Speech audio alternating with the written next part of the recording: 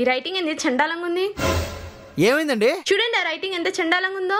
Writing బాగలేకపోయినా answer correct రాసాడేమో కదండి. Correct గా రాసాడా లేదా అనేది కాదు, నీట్ గా రాసాడా అనేది ఇంపార్టెంట్. ఓ మీకు అలా అర్థమైందా? వీడి రైటింగ్ కూడా వరస్ట్ గానే ఉందే. సార్ ప్లీజ్ సార్ మీరే ఆన్సర్ చదివి కరెక్షన్ చేయండి. ఓకే. ప్రకాష్ గారు ఆ, మీరు చెప్పింది కరెక్టేనండి.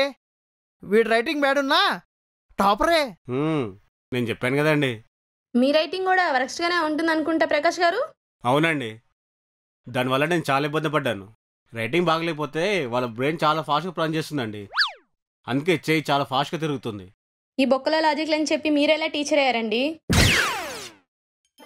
చిచి, మళ్ళీ ఏమైందండి? ఈసారి రైటింగ్ బాగానే ఉందండి. అంటే మీరు చెప్పిన లాజిక్ ప్రకారం రైటింగ్ బాగోకపోతే టాపర్, రైటింగ్ బాగుంటే డల్లరే కదా, అందుకే ఫెయిల్ చేసి పడేసా. మురుగేశా, ఈమె ఫోన్ మాట్లాడుతూ కరెక్షన్ చేయడమే బెటర్ ఏమో.